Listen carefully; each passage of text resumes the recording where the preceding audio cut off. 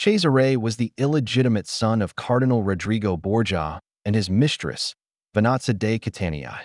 The Borgias were of Spanish origin, from Valencia, but had already planted their roots deep in Italian politics. When Rodrigo ascended to the papacy in 1492 as Pope Alexander VI, the family's fortunes skyrocketed.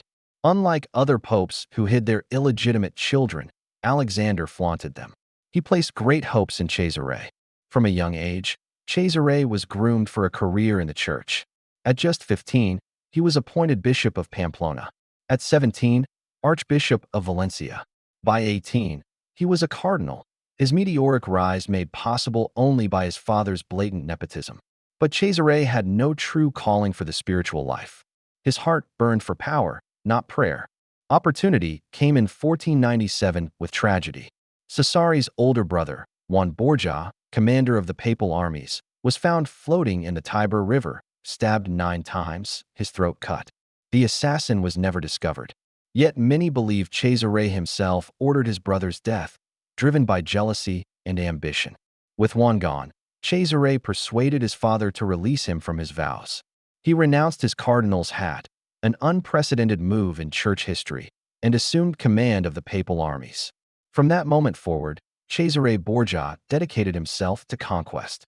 His motto was chilling: Aut Caesar, Aut nihil. Either Caesar or nothing. Cesare dreamed of carving out his own dominion in central Italy. To achieve it, he needed allies. He found one in the King of France, Louis XII. With French troops at his back, Cesare began his campaign to reclaim papal lands and crush the petty lords of Romagna. Between 1499 and 1502, he seized city after city: Imola, Forli, Rimini, Pesaro, Faenza, Urbino, Camerino. Each victory expanded his power and his reputation for ruthless cruelty. But Cesare knew that conquering territory was only the beginning. The greater challenge was keeping it. The Romagna was plagued by chaos. Bandits prowled the roads, nobles oppressed the peasants, and lawlessness reigned. To impose order, Cesare appointed a ruthless governor, Ramiro d'Urco. Ramiro ruled with terror. Suspects were tortured until they confessed. Public executions became daily spectacles.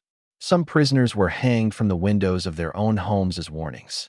Others endured ghastly tortures, the rack, or even the grotesque goat's tongue, where salt was smeared on bare feet and licked away until flesh was torn off. Within months, the Romagna was pacified. Trade returned.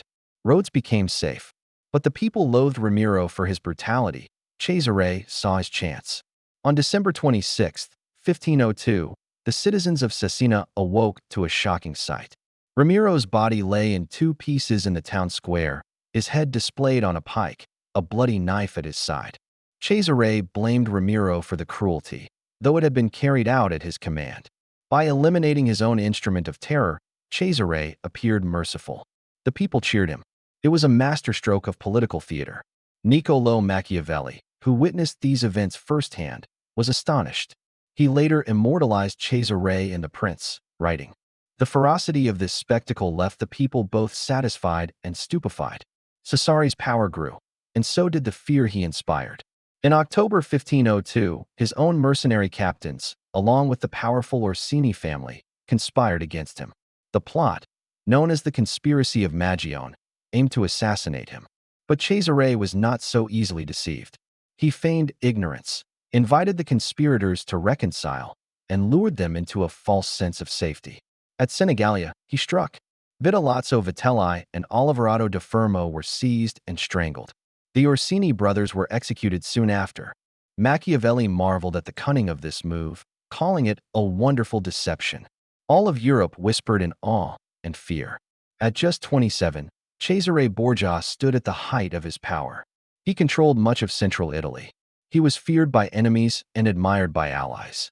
Some believed he might even unify Italy under his rule. But Cesare's empire rested on fragile foundations, his father's papacy. In August 1503, disaster struck. Both Alexander VI and Cesare fell gravely ill, likely from malaria. Cesare survived, though weakened. His father did not. With the Pope dead, Cesare's protection evaporated. His enemies, long resentful, pounced. The new Pope, Julius II, despised the Borgias. Cities Cesare had conquered rose in rebellion. His army dissolved as funds dried up. Betrayed, abandoned, Cesare was arrested and sent to Spain. He escaped and fled to Navarre, where his brother-in-law was king. There, reduced to a mere mercenary, Cesare fought not for his own cause, but for another's. In 1507, at the age of 31, he died in a skirmish outside the town of Viano. His body, stripped by looters, was found with 23 wounds. The man who had ruled by fear died far from Rome, forgotten, his dream of empire reduced to dust. Cesare Borgia's dominion lasted barely 7 years. Yet his shadow stretches across centuries. Machiavelli, who knew him personally, held him up as the model of a new kind of ruler, pragmatic, ruthless, willing to use both cruelty and mercy to secure power. Some see Cesare as the prototype of the modern tyrant, using terror as a tool of governance. Others view him as a realist who understood that order often requires force. His story exposes the paradox of the Renaissance, an age of art, humanism, and beauty, but also an age of intrigue, bloodshed, and power struggles. Cesare showed that fear can impose order, but he also proved that power built on fear alone cannot last. His life remains a warning and a fascination. The line between order and tyranny is thin. Peace imposed by terror is fragile, and even the most feared empires can crumble in an instant, like castles of sand swept away by the tide.